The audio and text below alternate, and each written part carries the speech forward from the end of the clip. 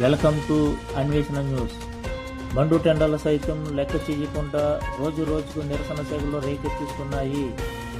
వివరాల్లోకి వెళితే అనకాపల్లి జిల్లా నక్కపల్లి మండలం రాజీపేటలో బల్క్ డ్రగ్స్ పార్క్ రద్దు చేయాలని మత్స్యకారులు చేస్తున్న పోరాటం 4వ రోజుకు చేరుకుంది.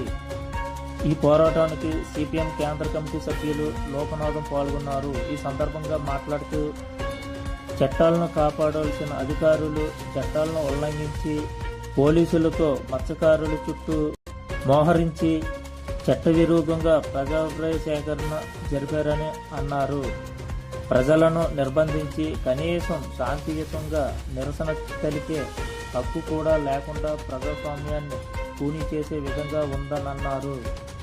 అనితమ్మ అధికారంలోకి వస్తే అండగా ఉంటానని నమ్మి ఓట్లు వేస్తే ఈ రోజు రాజీపేట మత్స్యకారులను నడి రోడ్డుపై మండు టెండల్లో కూర్చోబెట్టారని తెలిపారు. శాంతియుతంగా పోరాడుతున్న మత్స్యకారులు పై తప్పుడు కేసులు పెట్టడం ఎంతవరకు సమంజసమని పోలీసులను హెచ్చరించారు. ఇప్పటికైనా రాష్ట్ర హోంమంత్రి జోక్యం చేసుకొని మత్స్యకారుల సమస్యలు ముఖ్యమంత్రి ఉప ముఖ్యమంత్రి దృష్టికి తీసుకువెళ్లి రాష్ట్ర అసెంబ్లీలో బల్క్ డ్రగ్స్ పార్క్ రద్దు చేసే విధంగా రాష్ట్ర అసెంబ్లీలో తీర్మానం చేయాలని డిమాండ్ చేశారు.